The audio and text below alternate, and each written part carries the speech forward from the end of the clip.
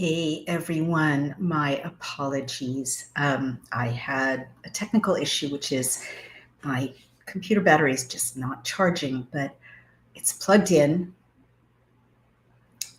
So I'm going to forge ahead. And if we get cut off again, I will just pick up again tomorrow after I take it to the Mac store. But picking up where I left off, I was just kind of sharing with you all that this eruption of anti-Semitism, like really 1933 style anti-Semitism, is happening at exactly the same time that Hamas is massacring its own people in Gaza. I'll just leave that there. I don't know what to make of it. I don't know what to conclude. I just think it's a time for us all to kind of hold fast to the Torah, or to God, depending on who we are and how we see that.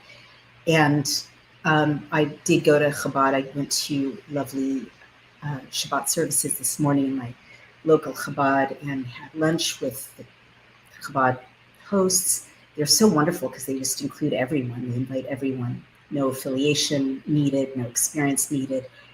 And the rabbi was pretty calm. And I sort of asked, how can you be so calm with so much going wrong in the world? His view is that the closer Mashiach gets, and of course, Christians believe the Messiah has already come, Jesus Christ. Jews are waiting for the Messiah. And people in Chabad kind of have a very developed kind of theology that Messiah comes and everyone's saying hello. Hello, greetings everyone. We're getting some wonderful comments. They believe that every time you do a mitzvah, whether you're Jewish or not Jewish, still it matters, right? Every time you do an act of mercy or kindness or justice, we bring Messiah closer. And that's very close to what Jesus said when he said, the kingdom of heaven is near. He's also saying, don't look, elsewhere for the kingdom of heaven. Don't look far away. It's right here. You just have to live the way God asked you to live. So let's jump right in. We're reading the 1560 Geneva Bible, and that it's got an extraordinary amount of differences from the Bibles that you probably read because of mistranslations that followed, but it's very good translation. So I am kind of being narcissistic and trying not to wear my glasses, which is a mistake. So I will move closer and read up close. So it's chapter 12. Aaron and Miriam grudge against Moshe. Miriam is stricken with leprosy and healed at the prayer of Moshe. So remember, Miriam is the sister of Moshe and Aaron is the brother. So this is a sibling fight, all right? Afterward, Miriam and Aaron spoke against Moshe because of the woman of Ethiopia whom he had married, for he had married a woman of Ethiopia. And they said, what has the Lord spoken, but only by Moshe? Like, why is God only talking to our brother? That has he not spoken also by us? And the Lord heard this. But Moshe was a very meek man above all the men that were upon the earth. And that means humble or not ostentatious. And by, eventually, the Lord said unto Moshe and unto Aaron and unto Miriam, come out, you three. It's like dad saying, all right, you three, I'm going to pull the car over. We're going to turn back unless you can get along. Come out, you three, unto the tabernacle of the congregation. And they there came forth. Then the Lord came down in the pillar of the cloud and stood in the door of the tabernacle and called Aaron and Miriam, and they both came forth. And he said, hear now my words. If there be a prophet of the Lord among you, I will be known to him by a vision and will speak unto him by dream. My servant Moshe is not so, who is faithful in all mine house. He's saying Moshe is not a prophet. Unto him will I speak mouth to mouth, and by vision, and not in dark words, but he shall see the similitude of the Lord, the likeness of God. Wherefore, for that reason, then were you not afraid to speak against my servant, even against Moshe? Thus the Lord was very angry with them and departed. Also the cloud departed from the tabernacle, and behold, Miriam was leprous like snow. And Aaron looked upon Miriam, and behold, she was leprous, covered in leprosy. Then Aaron said unto Moshe, Alas, my Lord, I beseech you, lay not the sin upon us, which we have foolishly committed, and wherein we have sinned. Let her not, I pray you, be as one dead, of whom the flesh is half consumed when he comes out of his mother's womb. Then Moshe cried unto the Lord, saying, O God, I beseech you, heal her now. And the Lord said unto Moshe, If her father had spit in her face, should she not have been ashamed 7 days? Should she not have been ashamed? 7 days, let her be shut out of the host, the community, 7 days, and after she shall be received. So Miriam was shut out of the host 7 days, and the people removed not. They didn't leave. They waited for her till Miriam was brought in again. So it is a very short chapter. And you heard what happened. And just to remind you where we left off, the children of Israel are still in the desert. They spend a lot of time in the Sinai desert. And you recall that they've been getting prepared by God to move forward toward the promised land.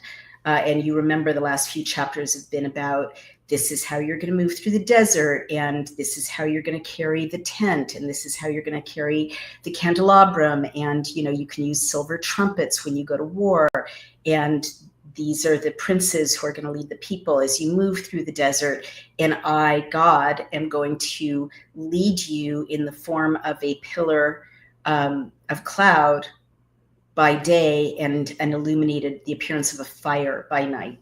And God's right there. And so here we have, again, an episode that I feel, again, as a literary critic, sounds very real.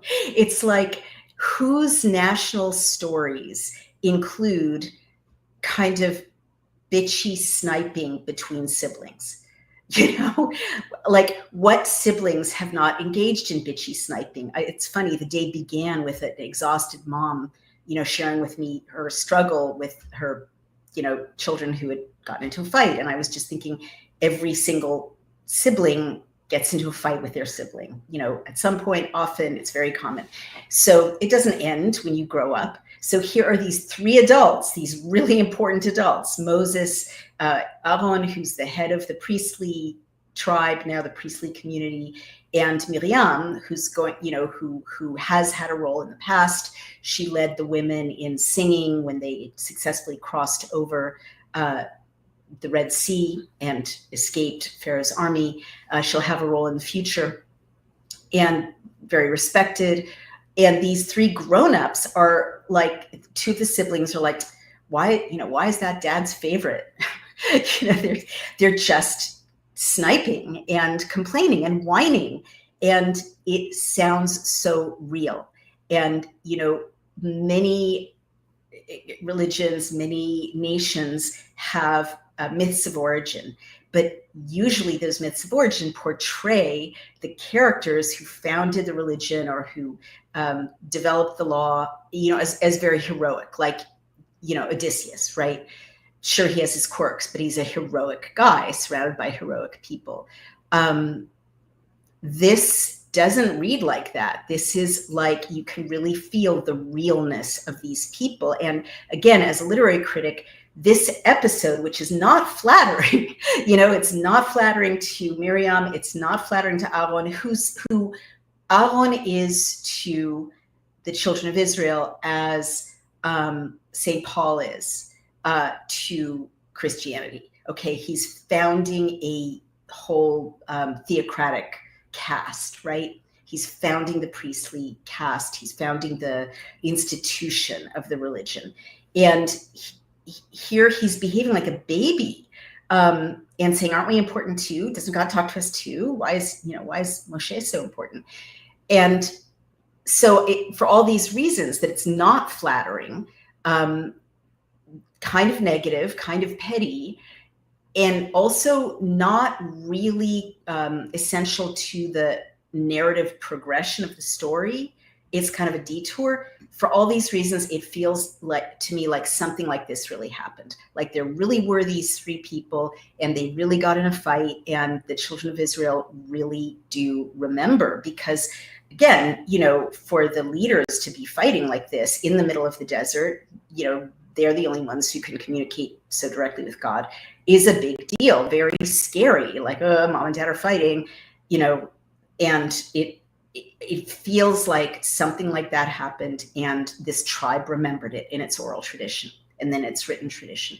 I can't prove that, but as a literary critic, it just feels like real characters squabbling. Okay. And hey, JD DeChantal, nice to see you. Nice to see Tracy H., Sandy Hardy, lots of our friends. Thank you for tuning in. So now let's go. It's a very short chapter 2.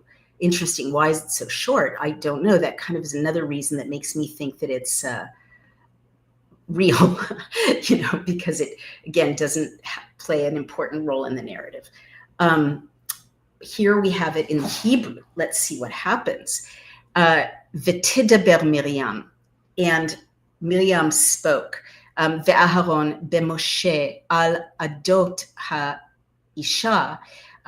They spoke to one another against Moses regarding how he, about the woman, literally, Hakushit, the Ethiopian. And to this day, a black person is called a Kushi. It's kind of a racist usage, but it comes from a non-racist origin, which is Ethiopia is Kush, right? The land of Kush. Hakushit, asher lakach ki isha Kushit lakach, which Moses had taken as his wife because an Ethiopian woman he had taken. So this is pretty interesting. Moses's wife is not an Israelite.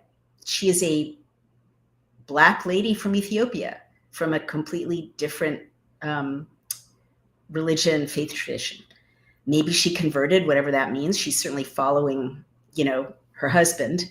Nothing suggests that she's not accepting Yahweh.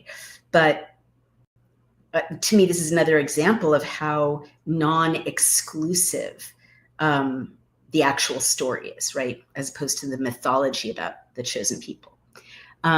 Ve'yomru harak ach b'Moshe, and they said, is it only in Moses, Diber Adonai, that God spoke? Halo, if rather, Gambanu Diber Yishma Adonai.